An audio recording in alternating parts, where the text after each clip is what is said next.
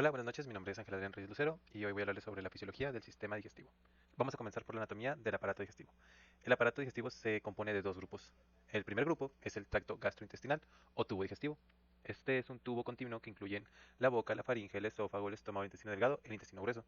En algunas bibliografías también incluyen el recto y el ano, pero estos realmente son partes del intestino grueso, depende de qué bibliografía lo veas. Junto a este gran tubo muscular que lleva desde la boca hasta el ano, se le unen también órganos accesorios. Estos son las glándulas salivales, hígado, vesícula biliar y páncreas. También algunas bibliografías incluyen los dientes, en otras no. Estos órganos accesorios ayudan con la digestión, haciendo diferentes procesos que vamos a ver más adelante. Vamos a hablar un poquito sobre cada una de las partes de este tracto gastrointestinal. Empezamos por la boca. La boca pues, es la que empieza la digestión con la masticación. En ella se encuentran los dientes, que son también órganos accesorios, y es la entrada de la comida hacia la faringe. La faringe es un conducto que puede pasar tanto comida como aire, y es el que conecta la boca con el esófago. El esófago es solamente un conducto, no tiene como tal un proceso que lleve a cabo para absorción o digestión. Es más que nada solamente de transporte. Lleva desde la faringe hacia el estómago, como podemos ver aquí en esta foto. De ahí llegamos al estómago, que es un órgano en forma de J, en el cual los alimentos se mezclan con diferentes enzimas y con el ácido gástrico, que este estómago está hecho especialmente para aguantar la acidez de ese ácido, que es de 1. De ahí el bolo alimenticio, que en ese momento se convierte ya en timo, pasa al intestino delgado, donde de hecho ocurre la mayor parte de la digestión. Una vez que se digiere lo más que se puede, pasa al intestino grueso, donde más que nada es absorción de agua y algunos nutrientes, y de ahí se excreta. Es un tubo continuo completamente, desde la que empieza en la boca hasta el ano. Solamente hay como pequeñas partes que lo dividen en como lugares específicos que se llaman esfínteres. Están entre los diferentes órganos para decir como, esta parte te toca a ti, aquí cambiamos de asignación y tú haces otra cosa. Okay, los órganos accesorios también son muy importantes porque nos ayudan a secretar diferentes sustancias o nos ayudan a la digestión también, como los dientes, a la masticación. Las glándulas salivales que secretan saliva, valga la redundancia. Tenemos el hígado que produce bilis. Esta bilis se almacena en la vesícula biliar que después la excreta. Y tenemos el páncreas que se encarga también de liberar varias enzimas para ayudarnos a digerir los alimentos. Continuamos con las capas del tracto gastrointestinal, como les venía diciendo. Es un tubo. Este tubo cuenta de diferentes capas o túnicas, también llamadas así. Son 4 capas las que lo componen. Es la mucosa, la submucosa, la muscular externa, la serosa o también llamada adventicia. Cada una de estas capas tiene una función dentro del tubo digestivo o tracto gastrointestinal, como también se le llama. Por decir, la mucosa es la capa más interna que tiene contacto directo con el alimento. Esta se encuentra localizada aquí, en la parte más interna del tubo. Y esta tiene tres partes importantes que son el epitelio especializado, según la región, como les decía que se divide como en diferentes partes, divididas por esfínteres. Cada región tiene un epitelio especial. ¿Okay? La lámina propia o tejido conectivo y la capa muscular de la mucosa. Es una capa muy delgada, muy fina, que más adelante vamos a tener una capa más grande muscular. ¿Okay? De ahí sigue la capa submucosa.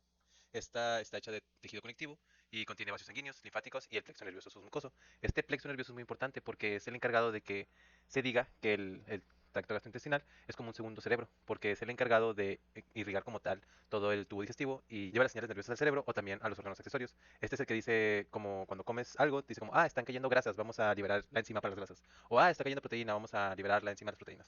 ¿Okay? Por eso es como un segundo cerebro, le dicen. De ahí tenemos la capa muscular externa, que es esta capa grande que vemos aquí. ¿Sí? Esta capa muscular se compone de dos capas de músculo, una circular interna y otra longitudinal externa. ¿Okay? ¿Por qué dos capas? Porque una se va a encargar de hacer este movimiento de apretar para ir seccionando el timo o el bolo alimenticio dependiendo de la región en la que estemos. Y esta capa que está así, que son una así y otra así, ¿no? La segunda capa, la que es longitudinal, se va a encargar de que el alimento se esté moviendo hacia donde se tiene que ir. En este caso pues sería hacia abajo, ¿no? Una segmenta y otra mueve, ¿sí? Pero vamos a hablar de eso más adelante con la motilidad del sistema digestivo. ¿Okay? Y tenemos otra capa que es la cerosa, que es la última capa, esta capa la más delgadita que está por fuera. Esta capa, más que nada, lo que hace es darle soporte al tracto gastrointestinal y reduce la fricción con otras estructuras adyacentes. Pues ya el tracto pues, tiene a veces hueso, a veces músculos, a veces otros órganos apegados a él, para que no tenga lesiones al momento de estar haciendo la movilidad. Ok, seguimos con los procesos del sistema digestivo. El sistema digestivo cuenta de 6 procesos, de los cuales pues, le voy a hablar un poquito más extenso en este video. Empezamos con la ingestión. La ingestión es el proceso de tomar los alimentos y líquidos hacia el tracto digestivo. En este caso, pues nosotros lo tenemos conocido más bien como comer, como tal, o llevarnos comida a la boca. Eh, este comienza en la boca, donde los alimentos son ingeridos y luego se transportan hacia el esófago a través de la deglución. Y tenemos la digestión. La digestión es el proceso biológico en el cual los alimentos se descomponen en componentes más simples. Y tenemos la digestión. La digestión es el proceso biológico en el cual los alimentos son descompuestos en componentes más simples. Nosotros al comer, si comemos una manzana, la manzana no puede pasar directamente a nuestra sangre, se tiene que empezar a digerir, tiene que hacer más chiquito, chiquito, chiquito, chiquito, en el proceso que lleva todo el sistema digestivo. Tenemos la digestión mecánica, que como tal son movimientos. En esta digestión cuenta la masticación, que es cuando masticamos los alimentos para hacerlos más pequeños.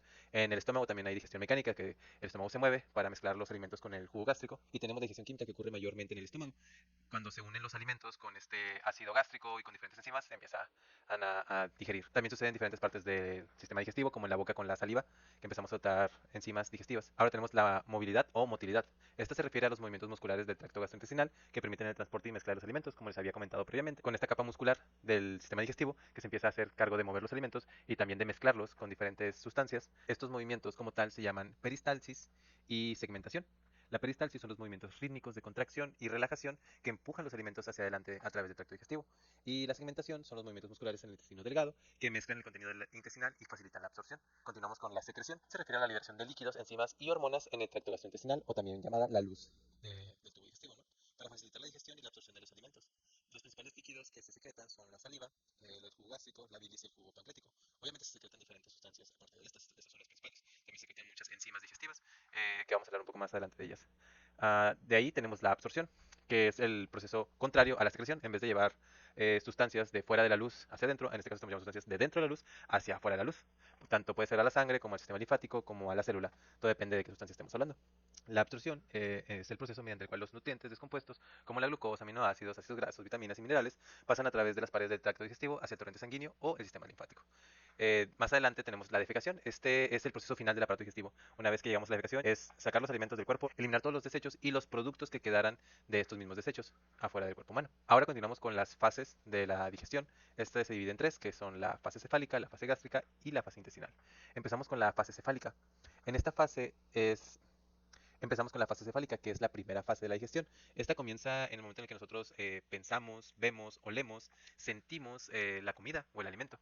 Este estímulo estimula el sistema nervioso central, lo que desencadena varias respuestas preparatorias para la llegada del alimento. Entre estas respuestas está la estimulación de la secreción de la saliva, o cuando vemos algo que se nos antoja mucho y de repente empezamos a salivar, es porque nuestro cuerpo se está preparando para la llegada de ese alimento. También es la activación del sistema nervioso parasimpático y la liberación de hormonas como la gastrina. ¿Para qué nos sirve esto? Esto lo que hace es preparar todo nuestro organismo para que al momento de que llegue la comida esté listo. Liberamos esta hormona llamada gastrina, que es la que hace que se libere más ácido gástrico dentro del estómago. Esto nos ayuda a que cuando la comida llegue ya esté preparado el estómago para empezar a digerirla. De ahí tenemos la fase gástrica. Esta fase ocurre cuando el alimento ya llega al estómago. En esta fase ocurren varias cosas como la distensión del estómago. El estómago tiene un tamaño, al momento de que cae la comida se tiene que hacer más grande, por eso es que se distende, ¿sí? Se hace más grande. También se libera más gastrina para producir más ácido gástrico y que esta comida se pueda digerir correctamente. En esta fase inicia la digestión de las proteínas y de ahí empieza la motilidad gástrica, que es el proceso por el cual se empieza a mover el estómago y a llevar los alimentos hacia el intestino delgado. Una vez que esta fase termina, pasa a la fase intestinal. En esta, cuando el alimento pasa del estómago al intestino delgado, ya no se llama bolo alimenticio, ni es comida, ni nada, ya se conoce como timo. Una vez que este llega al intestino delgado, se liberan hormonas intestinales. El ahora conocido quimo llega al duodeno, que es la parte inicial del intestino delgado, en el cual las células de la mucosa intestinal secretan varias hormonas. Entre ellas se encuentra la secretina, la colecistocinina o CCK y la GIP o péptido inhibidor gástrico. En esta se regula la motilidad intestinal, que es que el intestino delgado realiza movimientos de segmentación y peristalsis, que son los movimientos que expliqué previamente. La presencia de quimo en el duodeno también regula la motilidad gástrica para inhibir el vaciamiento del estómago. Esto permite que la comida vaya llegando a su tiempo al intestino delgado. Si el intestino delgado no inhibiera este movimiento del estómago, pues la comida llegaría muy rápido y no se alcanzaría a digerir correctamente. Ahora vamos a hablar sobre la absorción del agua. En este caso también se tenía que hablar de la digestión, pero el agua realmente no se tiene que digerir. Al ser un componente ya en su forma más simple, no necesita digestión, nada más absorción. El estómago y el intestino delgado es aproximadamente del 10 al 20%. Esta es absorbida un 70-90% en el intestino delgado de este 10 y 20. Toda la demás agua que queda se absorbe en el intestino grueso. Por eso es muy importante que este funcione correctamente, porque el 90% del agua restante se absorbe dentro de él. La forma principal por la cual se absorbe el agua es por osmosis, y los electrolitos como sodio y potasio contribuyen al transporte de agua en las células intestinales. Como le he dicho, no se tiene que digerir como tal el agua, pero el agua es muy importante en la digestión. ¿Por qué? Porque ayuda a toda la movilidad y todo el proceso que llevan los demás alimentos. Por eso es muy importante estar hidratado, porque si no, no podríamos digerir correctamente estos alimentos. Ahora le voy a hablar sobre la digestión y la absorción de los macronutrientes. Los macronutrientes principales son tres: proteínas, carbohidratos y lípidos. En este caso nada más le voy a hablar sobre los carbohidratos y los lípidos. Empezamos por los carbohidratos. Su digestión empieza en la boca gracias a la amilasa salival. En el estómago, esta digestión cesa por el ambiente ácido del estómago. Al estar lleno de ácido gástrico, esta amilasa salival se desactiva. Pero esta digestión continúa en el intestino delgado, donde la amilasa pancreática continúa descomponiendo los almidones en maltosa y dextrinos. Los disacáridos son digeridos por las enzimas de la membrana intestinal en sus monosacáridos correspondientes. Una vez estos llegan a su forma más simple, que son los monosacáridos, son absorbidos principalmente en el intestino delgado a través del transporte activo y difusión facilitada mediante transportes específicos. Una vez dentro de las células intestinales, los monosacáridos pasan al torrente sanguíneo, donde se transportan al hígado a través de la vena porta hepática. Ahora les voy a hablar sobre la digestión de las grasas o lípidos. La digestión de las grasas comienza en el estómago, donde la lipasa gástrica descompone parcialmente los triglicéridos en ácidos grasos y monoglicéridos. En el intestino delgado, la bilis emulsiona las grasas, facilitando la acción de las lipasas pancreáticas, que descomponen los triglicéridos en ácidos grasos libres y monoglicéridos.